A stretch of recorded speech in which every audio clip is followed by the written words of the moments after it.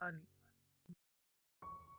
రాము అంగీకరించాడు మరియు గొడ్డలిని నేలపై ఉంచి ఇలా అడిగాడు, ఈ నిధికి దారి ఎక్కడ ఉంది అని.